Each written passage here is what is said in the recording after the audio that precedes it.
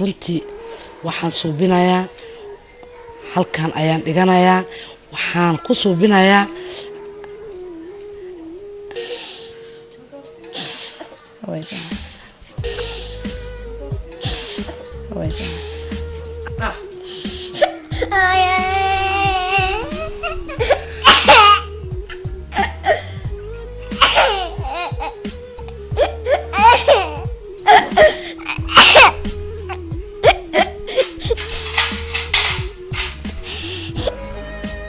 I was not there, but thanks to my colleagues who are in Garissa and conducted the trainings, Abdulhab and his colleagues, we thank you very much on behalf of the foundation. Everyone, the stakeholders who are also here for the trainings, tunawashukuru sana. GBV is on the rise because of coronavirus, and a lot of women are having a lot of issues in their houses, and they cannot speak up because maybe they don't have independent life, they don't have work like most of us here. So wananyamaza tu kwa sababu wakitoka sasa wataenda wapi?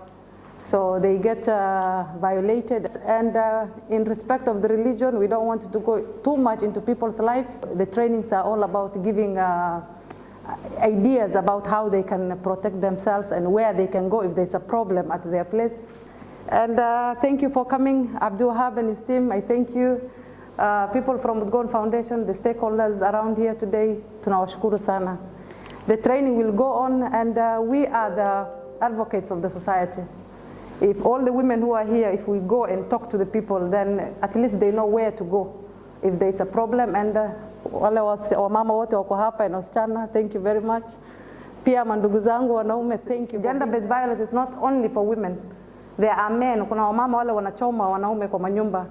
So we are trying to protect equally everyone in the society. Nashukuru and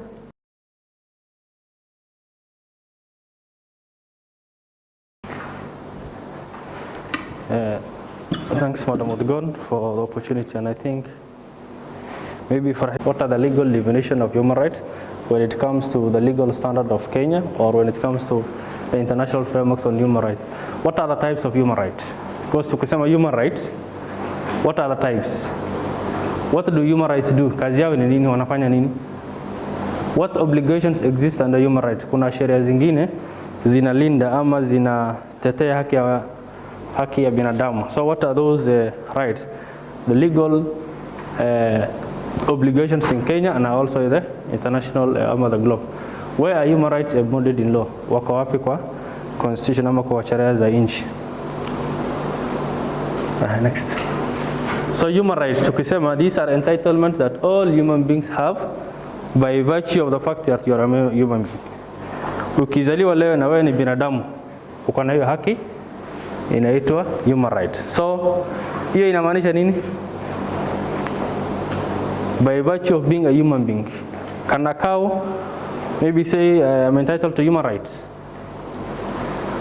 Punda anaweza sema kuna haki ya binadamu? Human right. From your picture tu ukiona, you can get the definition of what human right is. A human being. Human being ni nini kwa Kiswahili? Ni binadamu. Kama wewe ni binadamu uko na hizo haki, zinaitwa human right. So punda anaweza kuwa na hiyo haki? Hapana, sio? Because the definition says by virtue of the fact that you are a human being. So human rights are only enjoyed by human beings. Next. So human rights are a set of principles concerned with equality and fairness for human beings. So they are not a recent invention. Haijaanza juzi.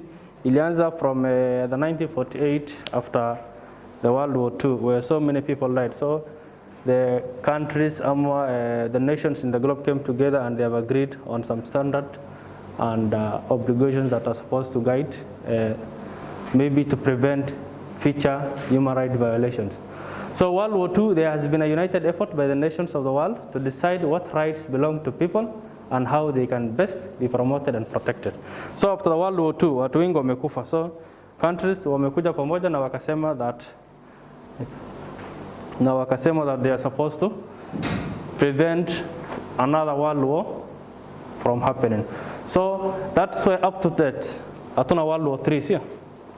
So because initially there were no standards obligation that was protecting human rights. But after the World War II, all countries came together and they've agreed that there are supposed to be some standards. If today maybe in an event that Kenya goes into war with Somalia, Kenya is guided by the Universal Declaration of Human Rights. Yes, they can go to war and protect maybe their land or their country, but there are some specific standards and they cannot violate the right of maybe another country that they have invaded. Next. Lives and to develop our potentials as human beings. So they are about living a life free from fear, harassment, or discrimination. So that is the objective of human rights. A life free from fear, harassment, or discrimination. You cannot be discriminated on the basis of your sex, or maybe your age, or maybe your religion, or even your marital status. Next. So in general, what is human rights? This is just a conclusion of what we said. Human rights are entitlements that all human beings have by virtue of tumesema.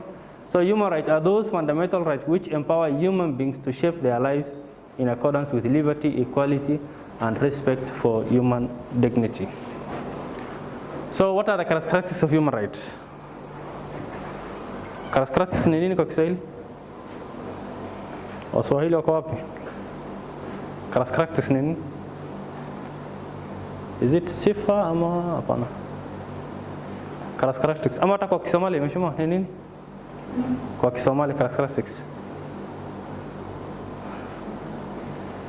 Well, I think it's more of sifa, siya. Wax lagu garta. I think yeah. Caado laakiin si takwa culture. Caado takwa culture. I think caado takwa culture. Sifooyin. Yes, so ni sifa kwa Kiswahili. So human rights maxaa lagu garta? What are human rights? Sifooyin ya human rights. So the first one is inaitwa inalienable.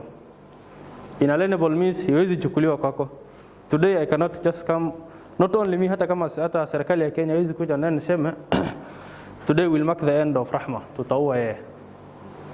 So Rahma ako na the right to life, the right to live a good life. So human rights, the first characteristics inaitwa they are inalienable. Inalienable means they cannot be taken away from a person by another person, the state, or whatever other entity. Asubuhi ukiamka huwezi sema ati nitaua somebody. So human rights cannot be taken away at any cost. Although baadaye tutaona there are some human rights that are limited. So inalienable, tumefahamu hiyo nini maana? It cannot be taken away at whatever cost. If you are a human being, you have the right to life, the right to health, the right to education, all those hakuna mwenye anaweza chukuliwa. The next sifa ama the next characteristics ya human rights ni universal. The right to life is in Kenya, iko Somalia, iko US, iko Netherlands, iko everywhere. Sia tutasema the right to life is only in Kenya ama the right to education is only in the United States but haiko Kenya. So human rights iko, they are everywhere. Universal meaning ziko kila mahali. Another characteristics of human rights is indivisible. They cannot be divided. Huwezi sema today that I'm going to give Rahma the right to life, lakini nitanyima the right to health. Ziko zinaenda pamoja. Huwezi tenganisha. Baba macquul ma qaf inaad dhahdid inaad noolaato xaqad u leedahay laakiin caafimaad ma lihid. In case maybe maanta waad xanuunsatay PGH hadii lagu geeyo dawladda hadii ay raad ka hor laguma daaweynayo xaqaaday ku talaabsadeen sama. Yeah. So so ma ruux markuu maartay wax ku dhaco dib ku dhaco oo u hadla arin ama dadba ku dhiftay dibka asaga ah dadka xaquuqda bini'aadamka u doodaan way wasaxantay laakiin waxaad isku qasaysaa human rights defenders Allah ku dadka xaquuqda bini'aadamka u doodaan ama activist ama human rights defenders ayagana baadhay waan u iimaanay doonaa laakiin hadda waxaan ka hadlaynaa waxa way xuquuqda bini'aadamka maxay yihiin hadii maxad xaqood leedahay xaqaada maxaa caafimaad xaq baad u leedahay macluumaad hadii aad xanuusto istaal lagu geeyo dawladda ma dhihi karaan in lagu daabiyo qasab ay ku qasban yihiin ama private ha noqoto ama public ha noqoto. So tan haddaan ka hadlayno waa human rights naftooda maxay yihiin. So xuquuqda bini'aadamka waxay lagu gartaa jirta mid dawladda waxaan ka mid inalienable lama kaama qaadi karo maanta inaad noolad xaqad u leedahay sama. So maanta hadii aan saaki soo kaco qore madaxan ka urufan hadii ku dhax kor xaqada inaad nool soo kaama qaadi kari so inalienable macnaheedu waxa kama qaadi kar xaqaas human right ama xuquuqda bini'aadamka qof kasta xaq uu leeyahay kama qaadi kar universal hadana meel kasta ay joogaan adduunkan xaqo education ama xaqo hadda caafimaadka Kenya bis kama jira soo wadan kasta ka jira Soomaaliya ka jira meel kasta ka jira and then indivisible lama kala bixin karo lama kala qaadi karo inaan ku dhaha inaad nool xaq u leedahay laakiin caafimaadkan aan ku diiday hadii caafimaad ku diiday macnaheedu aan ku dilisay so indivisible lama kala saari kara and then interdependent why zina way isku xiran yihiin just the same as indivisible so right to life right to health right to education right to freedom of movement freedom of expression way isku wada xiran yihiin next so in case kama kuna malo jafamu please unaweza sema so categories of human rights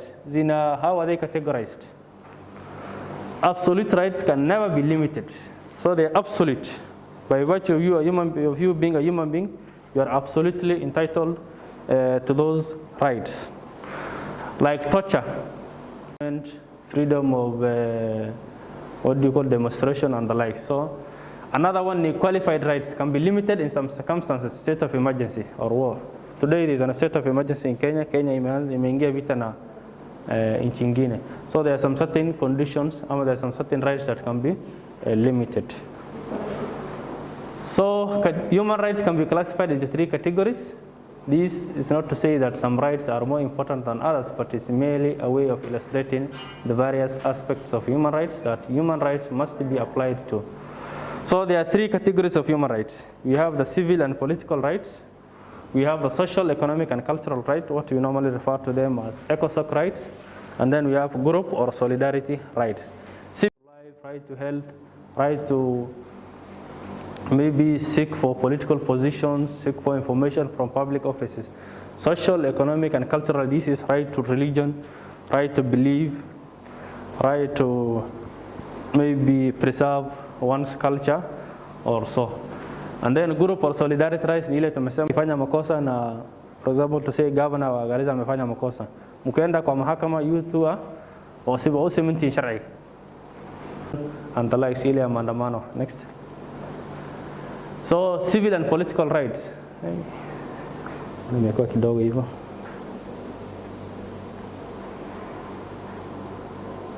civil and political rights so this one are referred to them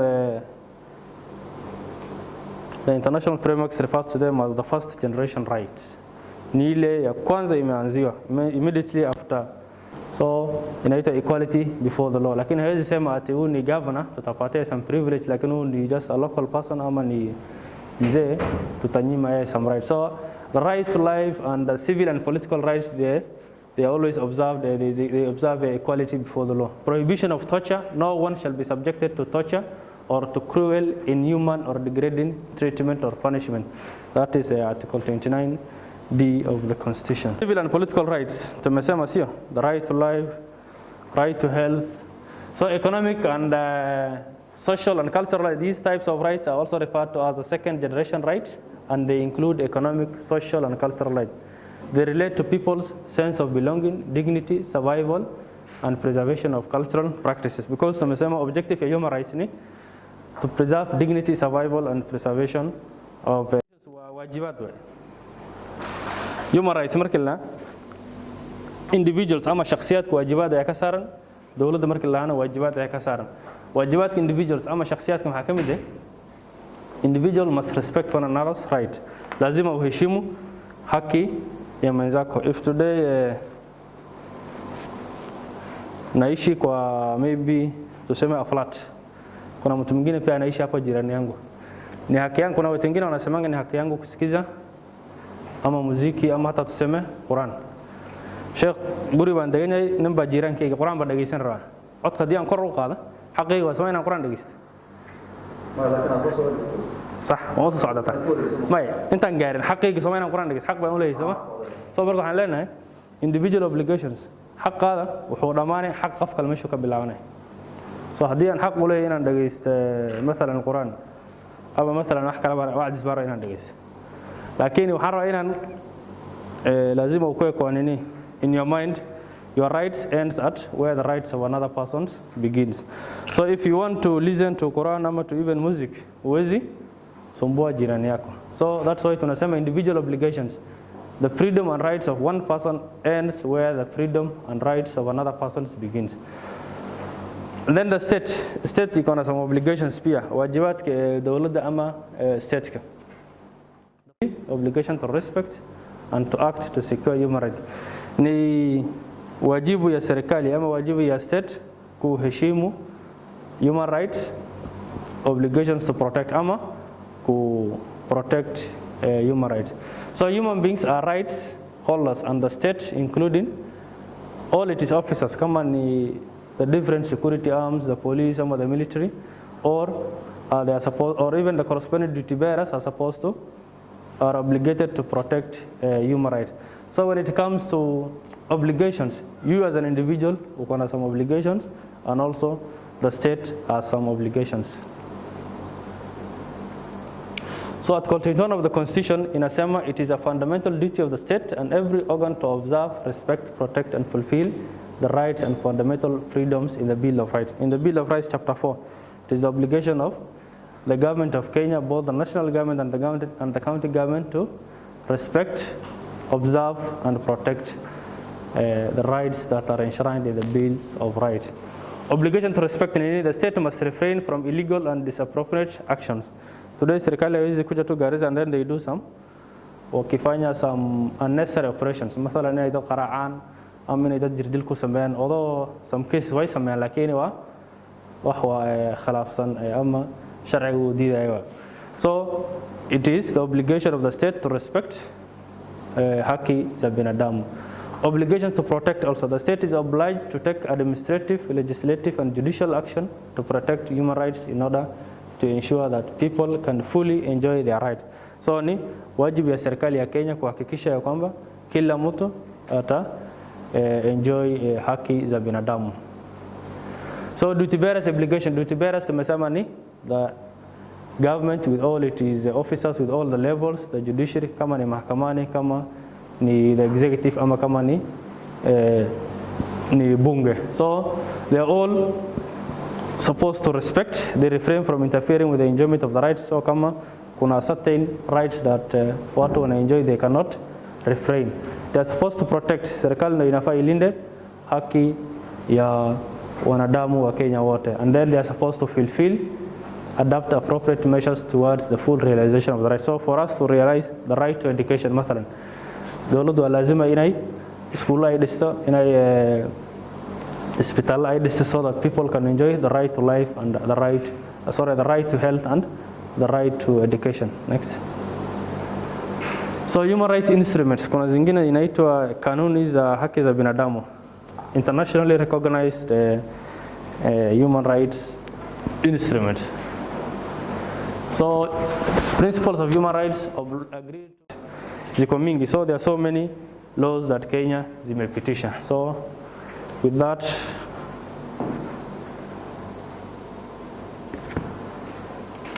tutaenda kwa our next presentation.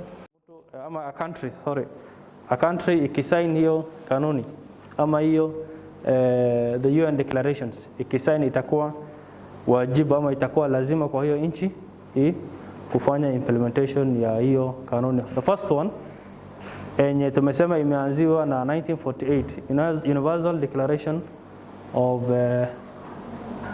Human Rights, UDHR, adopted by the UN General Assembly on December 10, 1948.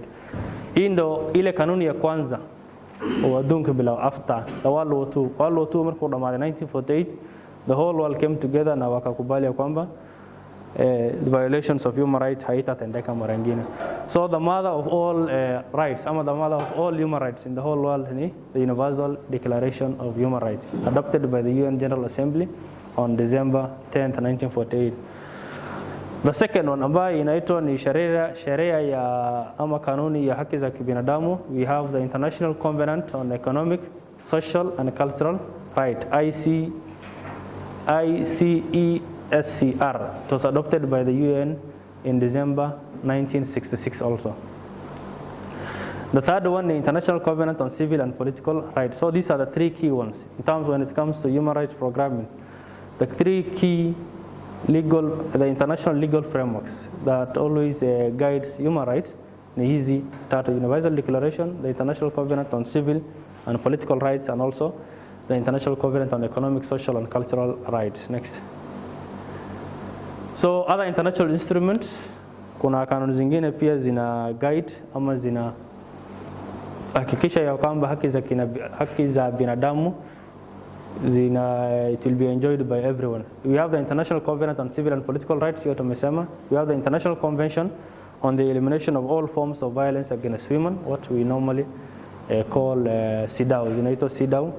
UN Convention on the Elimination of All Forms of Discrimination Against Women of 1979, UN Convention on the Right of the Child, UN Convention on the Right of Persons with Disabilities. Next. So regional hizo zilikuwa international, ile ya the whole world ama the globe, that was yenye imeletwa na the United Nations. Lakini hizi ni ile regionals. Africa iko na some standards ama some legal instruments that Africa pia ime proposed na it was passed by the African Union. We have the African Charter on Human and People's Rights. Hii ni ile ilipitishwa na the African Union. We also have the principle and guidelines on the right to fair trial and legal assistance in Africa. In Kenya ukikuja, kuna kanuni zingine ambaye Kenya zimepitisha na hizo ndo zinalinda